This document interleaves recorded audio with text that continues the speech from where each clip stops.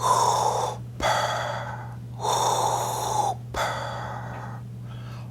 command you to listen to me.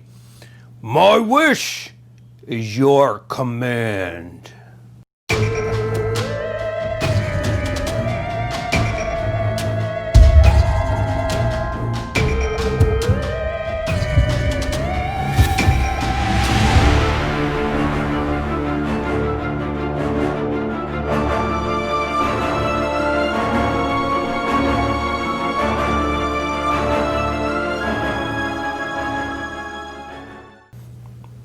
Hi there, Board Game Maniacs, and thanks for joining me for this next episode of Star Wars Rules, where we look at the rules and I try to explain them in the best way of my knowledge for Star Wars Legion by Fantasy Flight Games. Now again, I am still new to the game.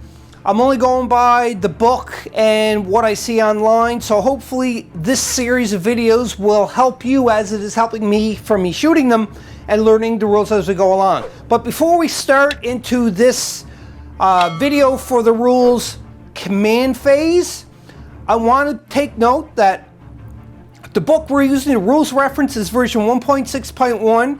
It was effective February 28th of 2020.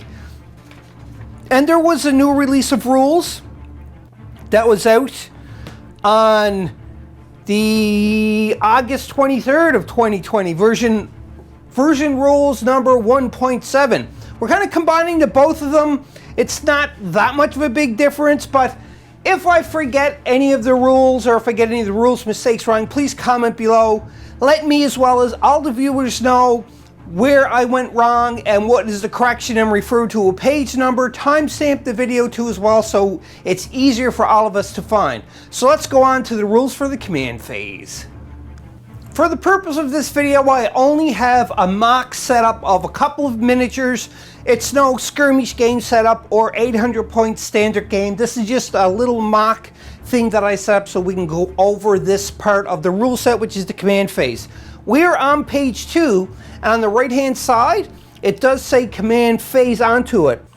Now it does state for the command phase that players perform the following steps. Number 1, select command cards. Each player secretly selects a command card from their hand and places it face down on the table. That both players simultaneously reveal their cards. As you can see, there is a lot of command cards that are in this game, and I have some of the ones that I have stretched out before you, and we're going to look at these command cards specifically that go hand in hand, command cards, with the command phase. Command cards are in front of you, and there's many different types, but these are like the 4 basic types. And when I say 4 basic types, I'm going to explain a little bit more detail. So you can see here we have like ambush, push, assault, and standing orders. Now all of them have like little, I hit my camera, sorry, subtext on the bottom of them, and they have some other things that I want to point out during it. So let's look at this ambush card first. So if we bring this up close, you can see up on my thumb in the upper left hand corner there's one white dot. These are command points or command pips that are on cards. And then you have your artwork, which is fabulous. And then you have like a description, which is this one pip for ambush. It says, 1 unit, a well-placed unit with the element of surprise on its side can turn the tide of any entire battle. So that's one example. Now, all of them are the same except for a couple of differences, and that is the pips are different. So you have a 1 pip card, 2 pip card, 3 pip card, and a 4 pip card. And also too as well is a little subtext like ambush, push, assault, standing orders is the description of what kind of card it is. And then the artwork is obviously all different, and every card is going to have different artwork onto it, unless you have duplicates of cards, which can very easily be done if you buy more than one core box of either the Separatist box or the Rebel and Empire box. Now, you can see here too as well is for this 1 pip where I said it was a 1 unit. So when you use this, you can give a command token to 1 unit. And for push, it says 2 units. You can give 2 units command tokens. And this says, a tactical strike between two synchronized units is a key component of warfare. So these are just like flavor text. Here's another one. This is Assault. It's 3 pips and 3 units that you can give command tokens to. Now also, it's flavor text resistant through slower and organized. A coordinated offensive can be decisive. And also finally, the 4 pips, which is standing orders. This says 1 unit. Now you can notice there's 1 pip, 1 unit, 2 pips, 2 units, 3 pips, 3 units. It's kind of like a theme that's going on. But if you look at the 4 pips standing order, it only has 1 unit onto it. And the flavor text is different on this. It's not really flavor text. It actually tells you stuff that you can do. It says, at the end of the command phase, return this card to your hand. So what that means is when you're onto the command phase, when you play the command phase, if the card doesn't say to return to your hand, you are going to discard it, not use it for the rest of the game. It's gone completely. And you can see here that this one here will actually just return to your hand, like I said, because it got the text saying there may be other cards, other command cards that tell you to put them back in your hand, but all I know that I'm aware of is the standing orders cards. Again, I don't have all the cards that are available to Star Wars Legion, but I'm going over what I have. If I'm missing any cards, or if you have any cards that are better, please comment down below in the comment section and let us all know, because I'd be interested to see what they are. So anyhow, we're going to look at 2 of these more cards in detail. So this one here, Push, it's a pip 2, 2 units. You can see there's a card behind it because it's another 2 pip unit, but there's something different between the 2 of these. So I'm just going to slide this one up here. Number 1, the artwork is different. But you can see here, 2 support or heavy units. So to give command tokens, instead you can give it to 2 support or heavy unit cards. As opposed to this one is just 2 units. And it does say for the text, rebels only. So this can only affect rebels only. So if you had this card and you were playing Imperial, it will not work for you because you cannot give 2 support or heavy units 2 command points because they're not rebel. It has to be rebel only. And it also says each friendly support and heavy unit gains 2 Inspire 2. So again, that is a keyword, Inspire 2. I'm not going to go over all the keywords because there's a ton of them in this game. But all you got to do is look up in the glossary and you have no problem with finding it. So my whole point of this is showing you that even though it's a 2 pip and a 2 pip, they are a little different. One's 2 units and one is 2 support or heavy units. So again, that's another variation. Now, the 3rd pip, the Assault, which is your standard one, it's 3 units. Let's look at another one here that's underneath it. Flip it out here. Okay, so now Covering Fire. See, a different heading. Again, different artwork. 3 core units. Rebels only. Again, this is a Rebels only card. After a friendly core unit performs a range attack, another friendly unit at range 1 and 2 may gain 1 dodge token. So this here has a little bit of extra flavor text, as in it gives you more of an example, and not an example, more directions on what you can do with this card if you play it. And again, you can get other cards with all different types of commands onto it. It affects different units and so on, and I'll show you a couple more examples right now about that. Here's another example of the command cards. Now you can see it's a 2 pip Supreme Commander and a 1 pip Call Me Captain. This is from the Separatist core box. So again, if you're playing with Separatists, you can use these cards. Now, this has 2 troopers. It has General Grievous. Now, what's different from the other pip cards that I showed you, command cards, is in the upper right-hand corner, you actually have General Grievous. An icon. I don't know if you can see it. Well, I'll pull it up. There you go. Shine's gone. And same with the Captain. Call Me Captain. It has an icon, a logo or an image of Captain Rex in the upper right-hand corner. And it says here, General Grievous, the heading of the card, and Clone Captain Rex for the heading of the card. So that means that when you are playing with these command cards, you have to have General Grievous in your army to play this card. You have to have Captain Rex in this army to play this card. If by any chance you don't use this during any of the command phases and Captain Rex gets eliminated or General Grievous gets eliminated, you can no longer use these into your command phase because the units that primarily use them cards are gone and they can't issue orders if they're gone. So be aware of that too as well. And we'll continue on. So this is 2 troopers. Same as before, you can affect 2 troopers for command tokens. Clone Captain Rex. So this here, he's only given his own command token to Captain Rex himself. So with General Grievous, it says General Grievous gains 1 surge token for each other friendly trooper unit at range 1. While another friendly trooper unit has a face-up order token, it gains Guardian 2 and can be used. And can use Guardian during the melee attack. So again, more subtext, more keywords and so on.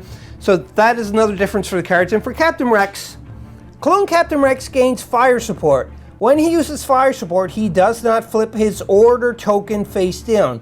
While a friendly unit performs a melee attack, Captain Rex can use fire support to add a ranged weapon to the attack pool.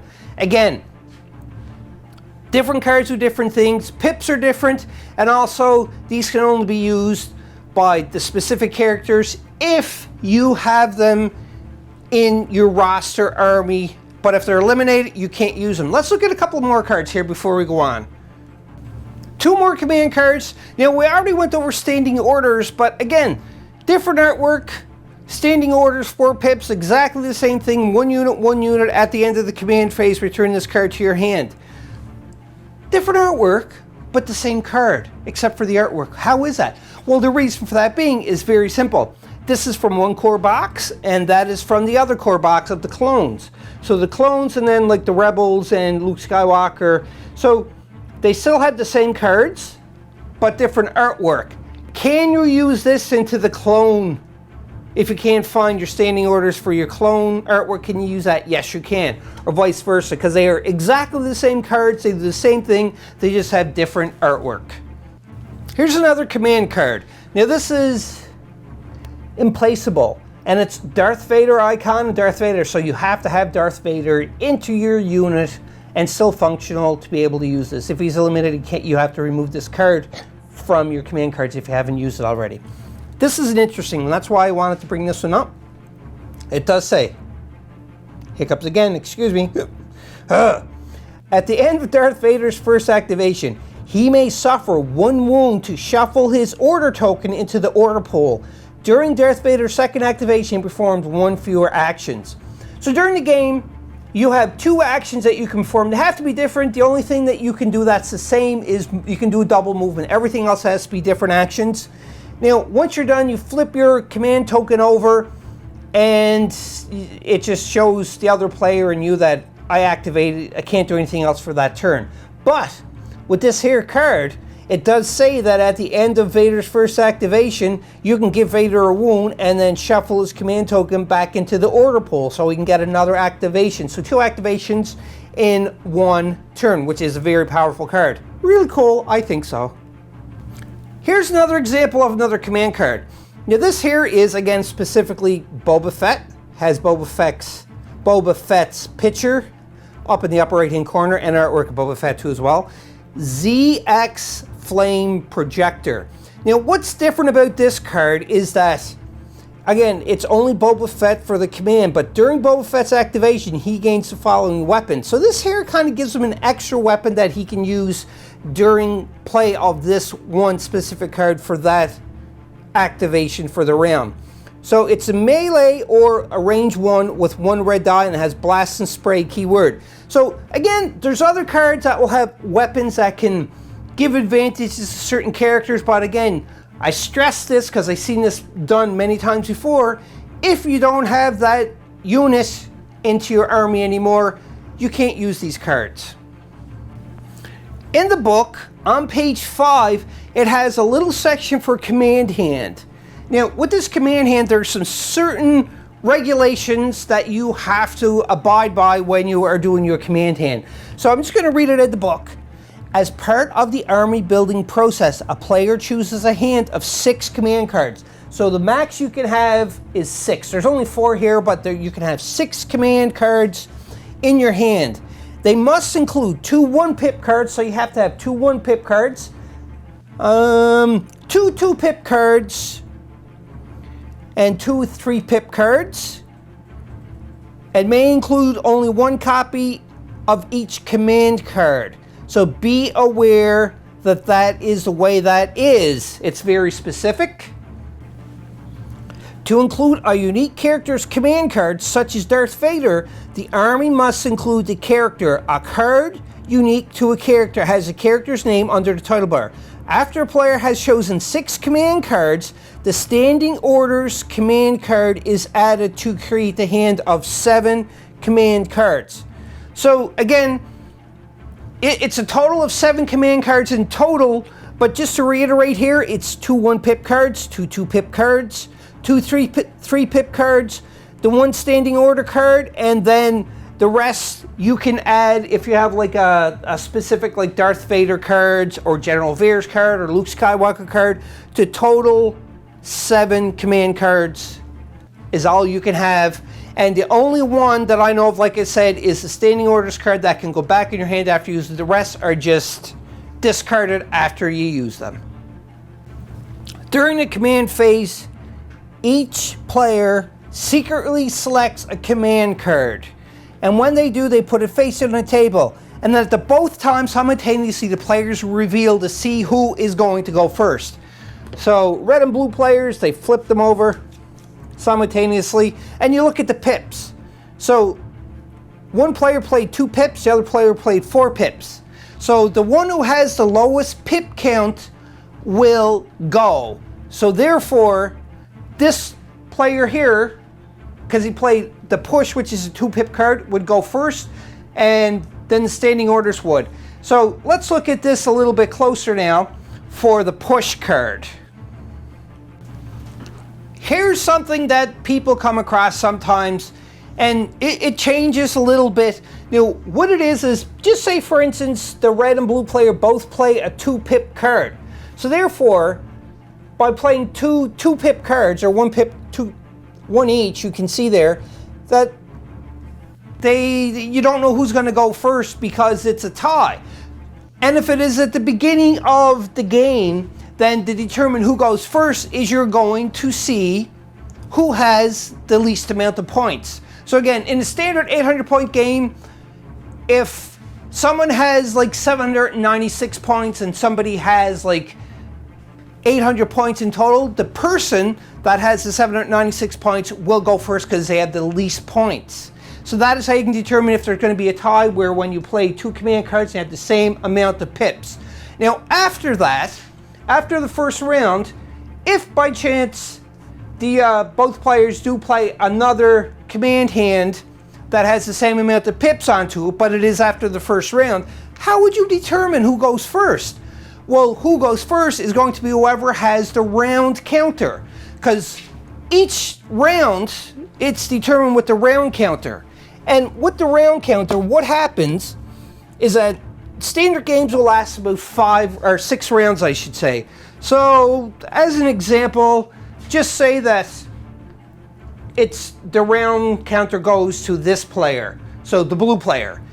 And what they both, on to the beginning of the command phase for the round, they play 2 of the same command cards, have the 2 pips on both of them. But the blue player has the round counter, so therefore the blue player will end up activating first before this one. So that is how that works. A couple other things to talk about here for the command phase. Now, you can see also too as well, we played the pip cards, we know who's going to go first. So the Imperials are going to go first. This is, again, it's just a mock setup of what I have. Let's actually move the speeder bikes a little closer so they're better in camera here. All right, so now it's time to issue orders. So we're going to take the blue player's command card out of here. So this has push and it's 2 units. Don't have any other thing that's going to happen, just some flavor text. So therefore, it's time to issue orders for the unit, I should say, or the units. So because of that, on page 49 of the rule book, it has a little section on the left-hand side that says issuing orders. During the command phase, When it is a player's turn to resolve their revealed command card, they nominate one of their commanders on the battlefield. That commander issues orders to the number and type of units presented on the revealed command card. So in this instant, we have Darth Vader, and he is the commander, the highest commander. Well, I think he is. But he is the commander in this turn. So therefore, he can issue orders, because on this push card it says 2 units. So he is able to issue orders, or the order tokens, to 2 units. Now there's a stipulation for that too as well. Is the units have to be in range 1 to 3 of the nominated commander. So I'm just going to read at the book on page 49 a little bit more here. A unit needs to fulfill the following criteria to be issued an order. A unit must be of a type presented on the player's revealed command cards. So again, this just says 2 units, so it's very generic. You don't need to, some will say like core units, some will say support, some will say heavy. So again, you have to read what kind of units are going to be affected onto the command cards. The unit must be at range 1 to 3 of a player nominated command. The unit cannot have already received an order during the current game round. So therefore, we're looking at the push. It has 2 units. So it says units. So they could issue it to core. They could issue it to the repulsor vehicles, which are the speeder bikes in this case. Or you can even issue it to Darth Vader himself if he wants to. But the stipulation is that they have to be within 1 to 3 range of Darth Vader. So you can see here, this is the range ruler. It's broken up into sections. So that's 1 section of range, 2 section of range, 3 section of range, and it goes up to 4. Now, Darth Vader would be able to issue an order to, because if you measure from Darth Vader's base, he's within range 2, so he can issue an order to this core unit of stormtroopers. It's in range 1 to 2, so he can issue an order to these speeder bikes. And range 1, 2, 3, because this here is just on the notch of 3, if you can see that on camera, he can also issue it to that. Now, just say for instance, there's another unit of stormtroopers that are past range 3 that is off camera. First you have to measure it, and note that the stormtrooper unit is past range 3, so he could not issue an order to that unit because it is past range 3. So it says 2 units, so these 3 units that are on the board beside Darth Vader, he can issue orders. So just say Darth Vader's like, you know what?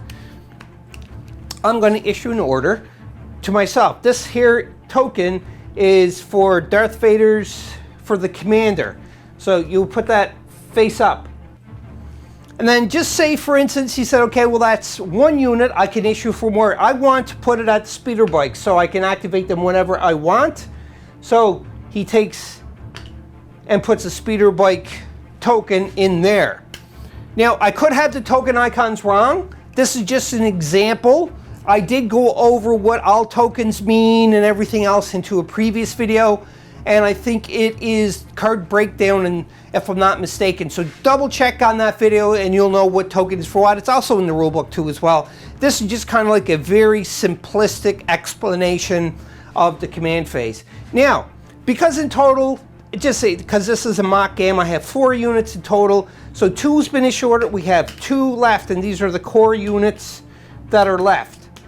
So now what we would do is with the remaining command tokens for your entire army, you would take them, put them face down, and you can put them in a bag if you want to and shake them up and don't look at them.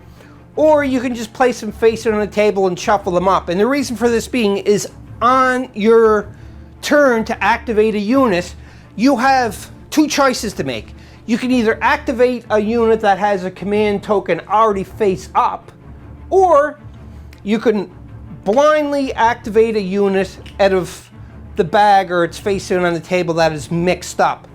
Now, what is the advantage for this? The advantage is very simple. You can strategically place your miniatures around the board when you're playing the game.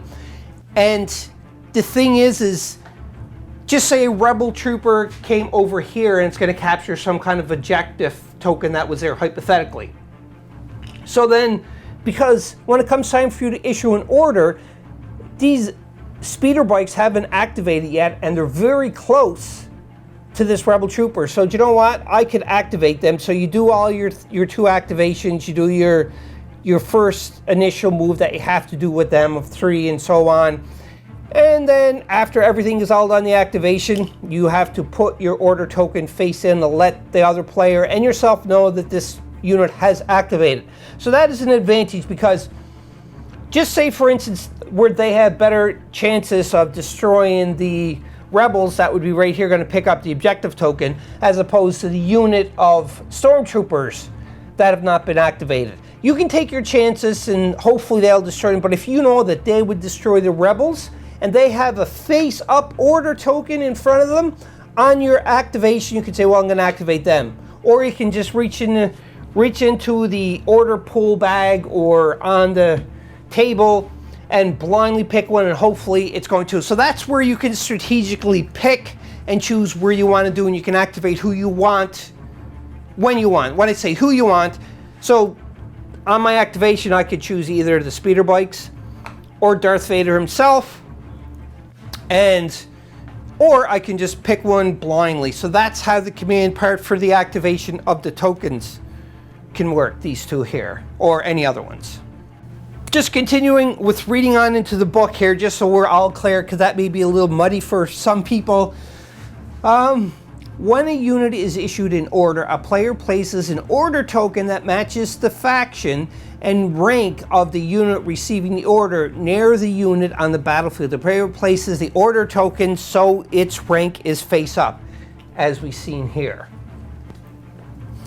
When playing an operative command card, the player does not nominate a commander. Instead, they nominate the operative, and that operative issues orders. So where I previously talked about the Boba Fett card, this is a good example, because Boba Fett is an operative. So if I play this, it does say just Boba Fett, so that means it's only going to be Boba Fett that I'm giving a command token to. So if Boba Fett was on the board, would take his token and put a face up of him, and that's the only one that would get a command card into that. And it's pretty simple. When playing an operative command, I already read that, okay. If players do not have a commander or operative on the battlefield, that player cannot play a command card during the command phase. That's really good to know too as well. So if you don't have a commander or operative on the board, you can't play a command card on the command phase. Orders are issued one at a time in order chosen by the player who controls the unit that is issuing the orders. Any game effects that triggers when or after an order is issued are resolved one at a time. When or after that order is issued and before any other orders are issued. During the command phase, a unit can be issued an order only once, even if a game effect caused that order to be resolved or issued to another unit instead. So that is, in a nutshell, for the command phase. Pretty easy. This here is definitely a very short video. It's just talking about the command cards, issuing orders for the command phase, and if you have a tie with the command cards or what have you, and then the command tokens themselves. Just the key thing to take note of when you're issuing orders, because I seem to forget this and I screw it up all the time, and that is to issue orders, and if there's a commander on the table, you have to be within range 1 to 3 of that commander to receive an order issued by the commander. If you're past range 3 and you don't have a card that states otherwise, like there's some cards, I think it's like Comlink or what have you, that you don't have to be within range 3 to get an order issued to you, because if I'm not mistaken, it's Comlink. I could be wrong, but the card that I'm talking about, it says that you don't have to be within range 3. You can be anywhere on the board and you can receive a command from them. So that's a really good card to have, and that's just for upgrading when you're upgrading your characters, which we did talk about in a previous video that you can check out too as well. All right. That is it for the command phase. This is probably the shortest video so far for this series for Star Wars Legion by Fantasy Flight Games. If I missed anything, again, comment down below and let me know, and everybody else know who's watching this, what it is, refer to a page number just so that we know, and you can even timestamp the video if it should kind of fit into this part of the explanation or what have you. And subscribe if you haven't already, because I don't know why you wouldn't subscribe to this channel. It is an awesome channel. We have lots of stuff on here, like Star Wars Legion for one. So that's it. And that is the end of the video for command phase. So stay tuned for the next video in this series where we're going to cover something else, probably movement, because we never did that yet. So that might be the next video that we are going to cover. So until then, have some fun, play some games, play some Star Wars Legion, destroy, either one side or the other. But most importantly of all, and that is, be a maniac. I'll see you next time on the flip side. Bye-bye. Hope you enjoyed that video. If you want to keep up to date with Board Game Maniacs, click on the like and subscribe button to be notified when more videos come available. If you want to become an official sponsor of Board Game Maniacs, go to patreon.com/BoardGameManiacs. Or you can go to streamlabs.com/BoardGameManiacs1.